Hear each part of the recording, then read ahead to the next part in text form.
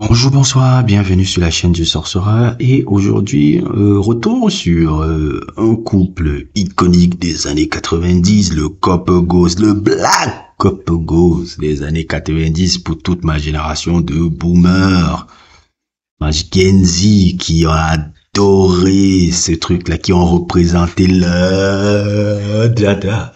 Et oui, le Ozzy Davis et Ruby Dee des années 90. Pour ceux qui ne savent pas un peu, parce qu'on va me dire que c'est des noms un peu ça, c'est que Ozzy Davis et Ruby Dee a été un couple un peu iconique, un peu des années 50-60, un peu couple noir, qui étaient deux acteurs très importants un peu, des années 50-60, et qui ont fait toute leur vie ensemble, qui ont beaucoup incarné aussi pendant beaucoup de gens pour la communauté un peu afro-américaine, un peu une sorte de black love, gold, je sais pas quoi là, parce qu'ils ont fait toute leur vie ensemble. Alors que quand tu regardes aussi l'histoire n'est pas l'histoire aussi un peu particulière. Eux aussi, ils ont eu leur part d'entanglement, et c'était aussi open mariage aussi, c'est Ozzy Davis et Ruby Dee, avant qu'il y ait les bagarres et avant qu'ils se réconcilient. Il y a aussi sa part de trucs, mais quand même, c'est un couple qui a fait jusqu'à sa vie, qui ont fait jusque la vie, c'est-à-dire qu'ils ont fait toute leur vie ensemble, quoi. Idem aussi pour, comment il s'appelle là, c'est un peu Paul Newman et Joan Woodward, un peu qui est la version un peu blanche de ça. Paul Newman et Joan Woodward aussi ont incarné aussi ce genre de couple iconique un peu hollywoodien, qui ont fait toute leur vie ensemble.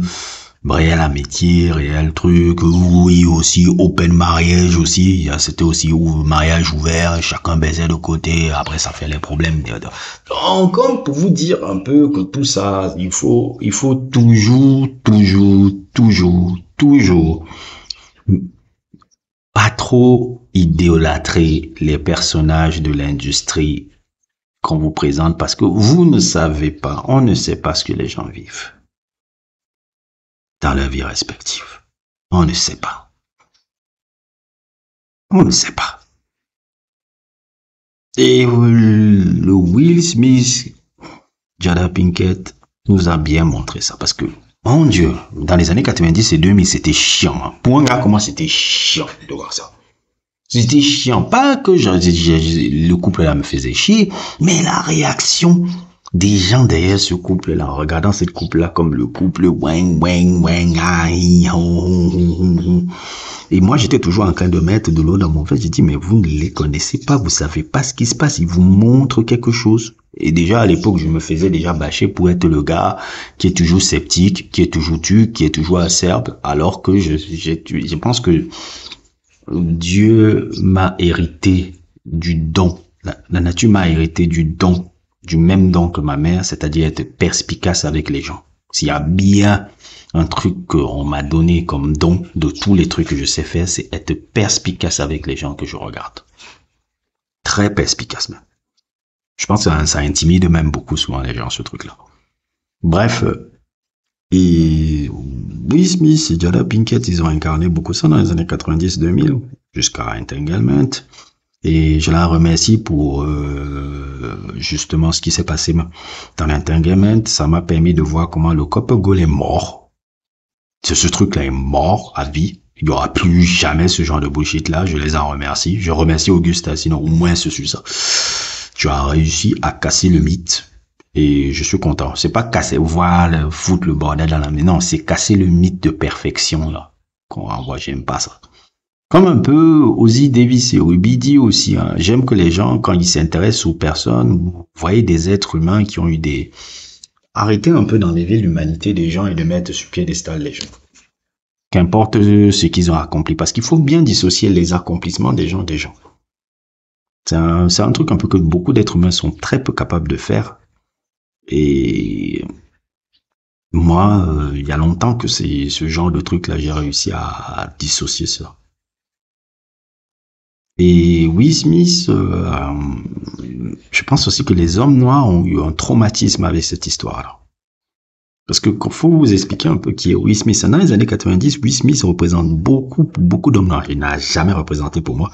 Il représente pour beaucoup d'hommes noirs le blueprint à avoir pour être un homme bien, pour être un homme excellent. C'est-à-dire dans son travail, dans la manière dont il s'occupe de sa famille et autres, tout. Il y a un peu un autre gars qui est un peu un ersatz de lui comme ça, là. C'est même son protégé. C'est même un de ses protégés, d'ailleurs. Comment il s'appelle, là? Devon Franklin. Devon Franklin, c'est un mini Will Smith, hein.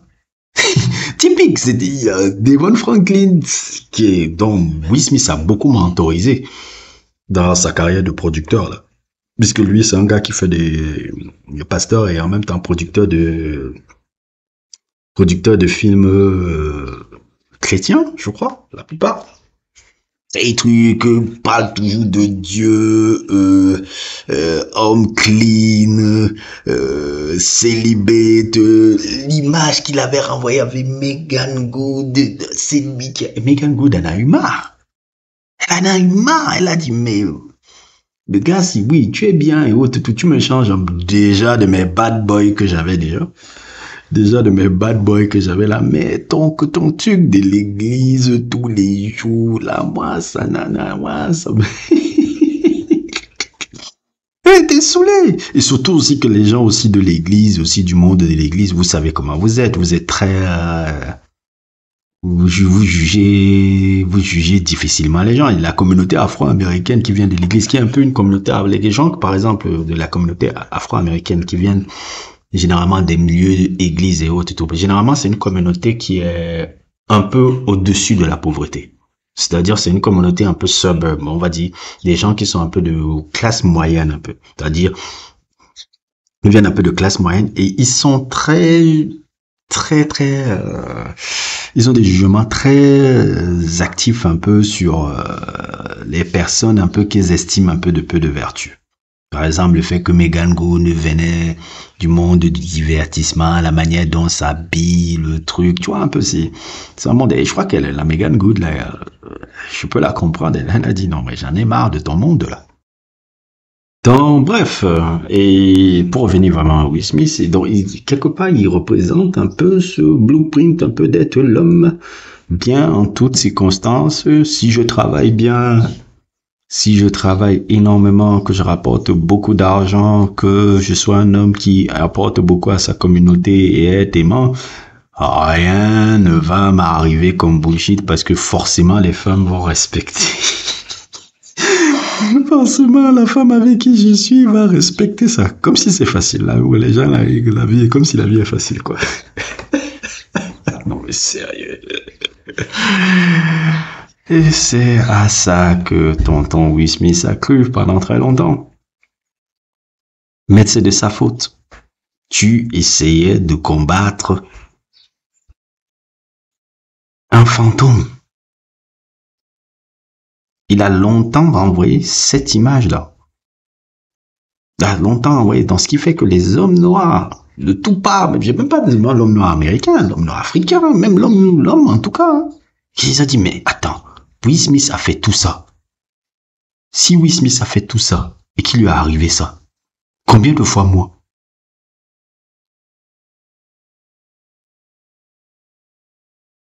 Combien de fois moi là? Peut-être je suis même déjà le Will Smith de ma femme. Voilà ce qui a traumatisé mes négros là et autres, parce que beaucoup de gens, Will Smith c'est le blueprint. Ils disaient non, Will Smith, je suis le même truc là dans mon domaine, travailler, truc. Ah, papa, bon père de famille. Forcément, la fille que je veux là et autres et tout, elle va m'apprécier. Et quand elle va sortir, elle ne pourra plus partir. Elle ne pourra pas me manquer de respect. C'est impossible. Parce que non, je suis un homme qui a fait bien plus que les autres. Résultat. Et tout ça, je le dis, c'est la faute de Will Smith. C'est pas Jada Pinkett que j'ai envie de potre un truc comme le monde. Parce que Will Smith, tout ce qu'il a fait dans sa vie, c'est accompli des choses extraordinaires pour impressionner cette femme-là. Tout ce qu'il a fait dans sa vie, c'est pour impressionner cette femme-là. Tout le montre. Vous a dit, quand il était dans Fresh Prince et autres et tout, la femme qu'il cherchait, c'était Jada Pinkett déjà, avant même sa première femme. Vous pouvez lire, les articles sont là. J'avais sorti l'article là, même sur le truc de Willow Smith là. Les articles sont là. Et c'était même avant qu'on connaisse Entanglement et tout. Et moi déjà, à l'époque, je disais, ça c'est bizarre ça.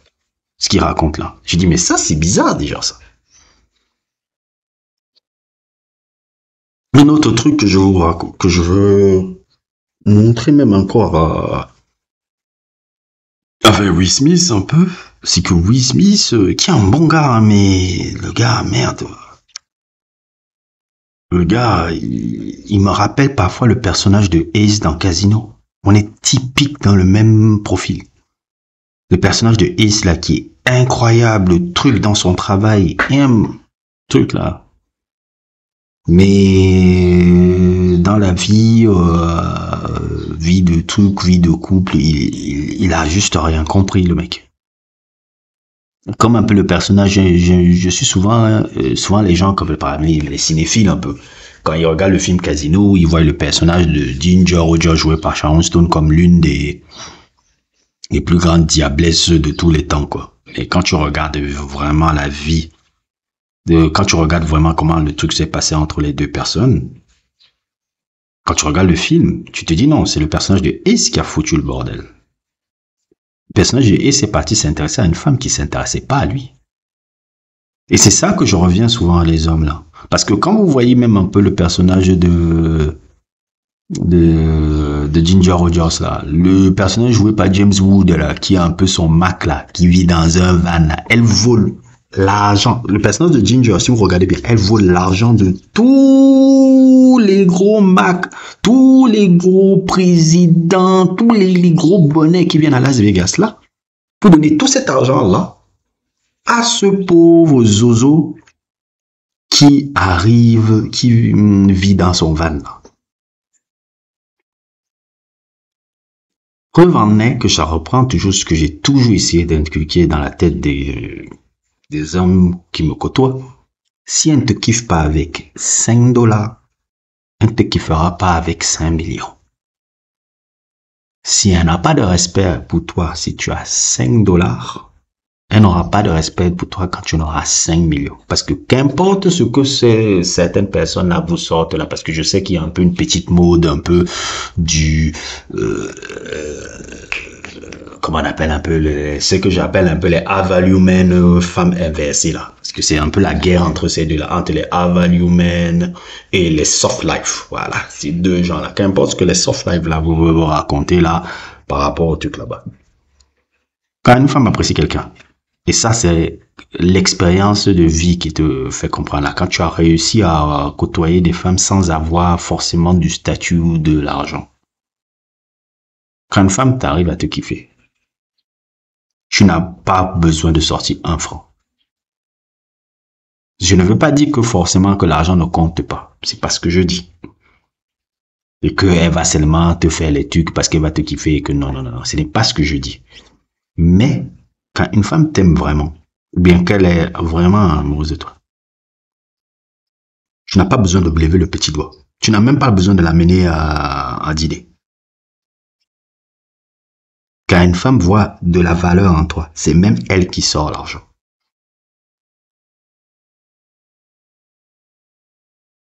Si vous êtes avec une personne là actuellement, et ça c'est pour aider même un peu mes personnes, et que dans votre interaction avec la gente féminine, elle ne t'a jamais rien offert, alors que tu es tout le temps en train d'offrir quelque chose, c'est qu'il y a un problème.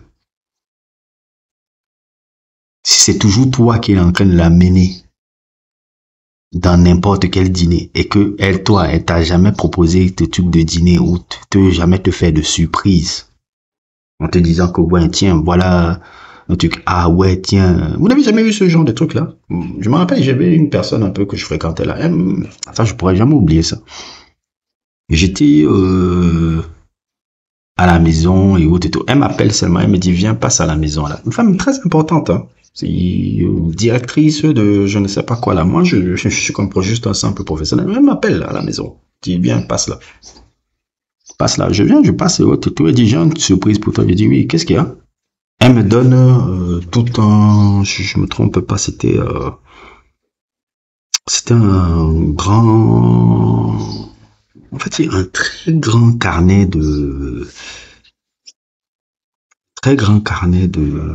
elle me donne un très grand carnet d'un livre là. qui était un livre un peu qui racontait un peu toutes les musiques noires américaines de 1800, je ne sais combien, jusqu'en 2015. Je vais vous monter la fiche. Elle m'a fait donner ce livre-là. Pourtant, je lui avais rien demandé. Mais parce qu'elle suivait toujours mes conversations, où je parlais toujours de musique, où je parlais de trucs, comment j'étais accurate, comment j'étais cultivé sur ce domaine-là, que ça l'a fasciné, et qu'elle m'a acheté un bouquin sur ça alors que je lui ai rien demandé. Quand pour Dieu merci, je crois que c'était, je sais même pas si c'était c'était même pas pour mon anniversaire. Même si avec cette femme-là, je ne suis plus avec cette femme-là, j'ai toujours une bonne relation avec cette personne-là. Si vous n'avez pas de femme si vous n'avez pas ce genre d'expérience avec des femmes là qui arrivent à vous voir de la valeur en vous, voir de la valeur en vous naturellement pour qui vous êtes, je pense que c'est un problème. Et la grande majorité des hommes ne comprennent pas ça. Ils ne comprennent pas ça. C'est une minorité d'hommes qui comprennent ça. C'est pour ça que l'exemple de Will Smith, un peu, c'est ça. Parce que, pourquoi vous allez me dire, je dis ça? Parce que Will Smith, dans sa construction qu'il a eue avec Jada Pinkett, tout ce qu'il a fait, c'était fait pour lui plaire. Ce n'était pas fait parce que lui se disait, ah, je veux ça pour obtenir ça. Il a fait tout ça pour pouvoir plaire à Jada Pinkett parce qu'il serait regardé que non, Jada Pinkett ne pourra pas me regarder si je ne suis pas ce type d'homme-là. Et elle voit ça. C'est pour ça qu'elle contrôle le mec.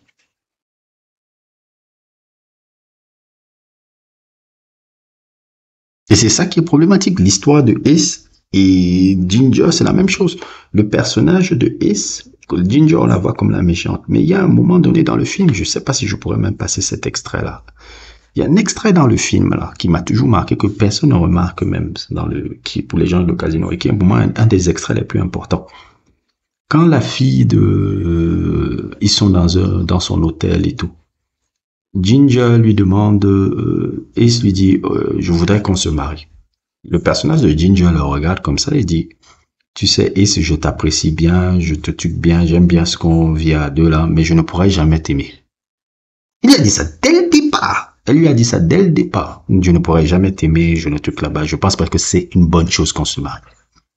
Elle lui a dit ça dès le départ. Qu'est-ce que le personnage de Ace fait? Il dit non, ça va venir avec le temps, si je te traite bien, si je te tue bien, si je comble tes trucs. Il a cru que avec le temps, ça allait acheter. C'est parti de mal en pire. C'est lui qui a signé. C'est la même chose avec Will Smith et Jada Pinkett. C'est la même chose, c'est le même chemin. C'est exactement.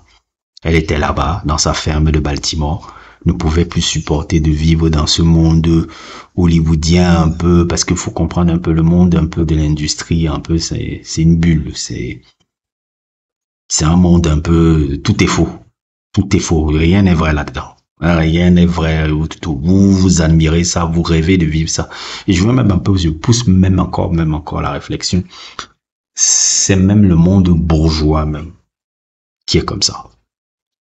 Plus tu côtoies la bourgeoisie, moins tu as des relations et des trucs, là, comment on appelle ça, des relations, tu as que des relations factices.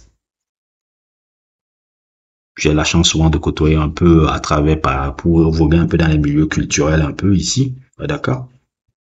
Je traîne beaucoup dans les milieux, ce genre de milieu là, par exemple, en ce moment on est dans l'étude du parcours. Quand tu viens dans le parcours, même il y a même une qui me faisait même la réflexion, même dernièrement, que mes gens, Jacques, quand je te vois là-bas, tu as l'air un peu désabusé. J'ai fait 10 minutes, je suis parti. Parce que je disais que non, à un moment donné, gars, tu peux pas.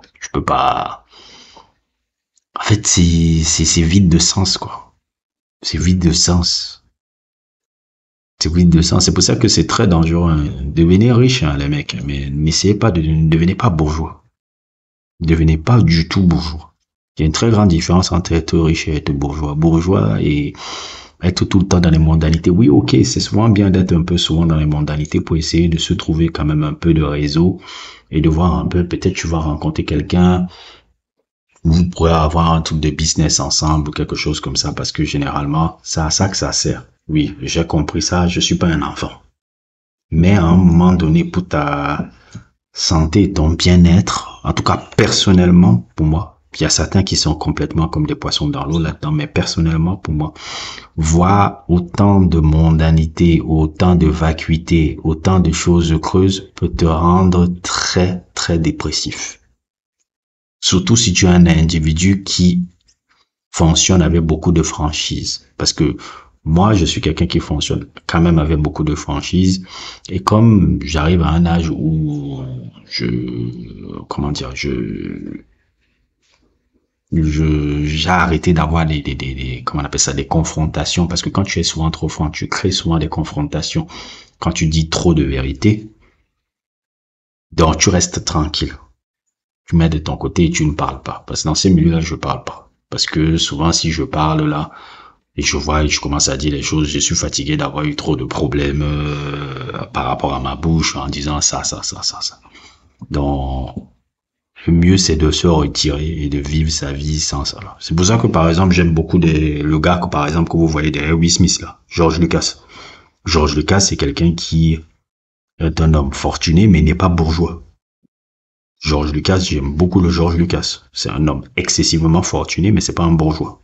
C'est même un rebelle même du monde de ce monde-là. Oui, rebelle même hollywoodien. Faut comprendre un peu que les studios Lucas, je sors un peu je fais une conversation, moi j'ai toujours une conversation. Faut comprendre un peu que les studios Lucas et autres et tout n'étaient pas signés dans des grosses boîtes. C'était le studio indépendant des codes hollywoodiens. George Lucas n'a jamais apprécié d'être dans ces milieux-là, dans ces trucs là-bas et autres et tout. Il est pas du tout dans ces délires-là. C'est pour ça que c'est quelqu'un que j'apprécie beaucoup. C'est pas, comme je vous dis, hein, si, je vous ai toujours dit, hein, j'ai pas un problème avec l'argent. Je vois les mindsets de certaines personnes. C'est pour ça que je fais aussi à mes gars aussi qui sont pro, Che Guevara là aussi. Ne négligez pas toute personne qui a de l'argent. C'est bête. C'est croire que c'est avoir aucune nuance. C'est pas ça, moi j'ai pas de problème, c'est comme un peu la bande de Coco là, pro Jay-Z qui m'ont attaqué là, j'ai eu des fans fou furieux derrière moi là, les Jay-Z là, qui m'ont attaqué là et autres et tout, je n'ai rien contre votre gars là, hein. C'est seulement que pour moi, il renvoie des codes que je ne supporte pas voir, c'est tout.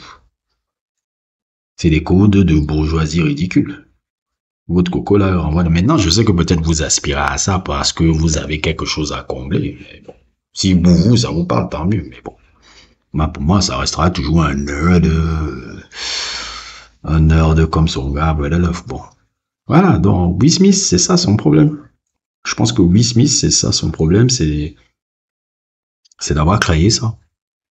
C'est d'avoir voulu créer cette image-là et de penser que tous mes accomplissements auraient pu...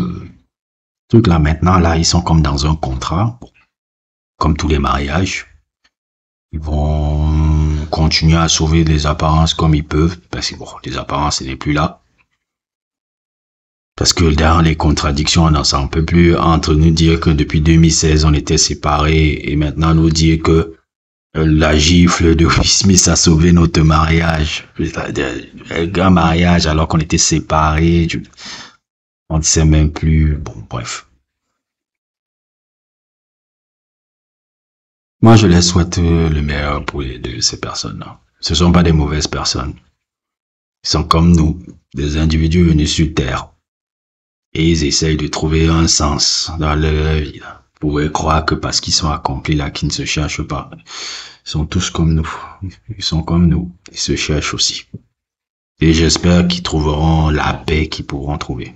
J'espère que Jada Pinkett pourra enfin faire la paix avec elle-même. Et se dire que bon, le gars là, il est mort depuis 25 ans. Je pense que tu peux faire le deuil de te dire que oui, tu n'as pas pu être avec lui. Oui, c'est avec lui que tu voulais être à ce moment donné précis. Mais je ne pense pas aussi que le gars là te voyait vraiment faire ta vie avec toi. Faut que tu arrêtes de traumatiser mon gars qui est à droite là. Parce que même si le truc là-bas, je ne pense pas que ça soit cool. Que tous les jours depuis plus de 25 ans, tu lui rappelles ça. tu lui rappelles ça, tu lui rappelles ça. Parce que ça soit ton anniversaire, il te fait un beau truc sur son Instagram et toi tu sors la vidéo que je connaissais, vous avez vu que je connaissais cette vidéo depuis, ça me faisait déjà rire à l'époque. La vidéo où tu es avec cet individu, avec cette personne-là, en train de danser quand vous étiez à la même école d'art, je trouve quand même que c'est abusé. Même si je ne veux pas faire le bashing comme les gens font le bashing sur toi, je trouve que c'est quand même abusé. Laisse-la la personne là, tranquille. Elle est morte. Il n'y a pas plus de truc, ça s'est mal fini entre vous deux parce que vous avez eu une dernière engueulade et après cette dernière engueulade là, vous avez jamais pu réparer les choses. Tu t'en veux depuis ça. Ok.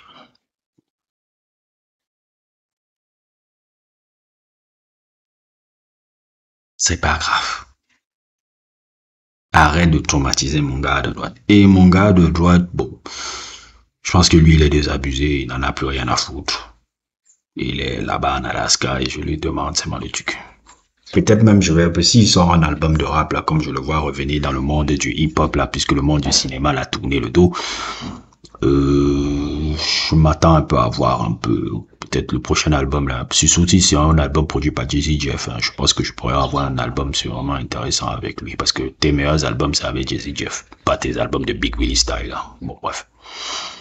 N'hésitez pas à liker, n'hésitez pas à vous abonner et à plus pour d'autres aventures.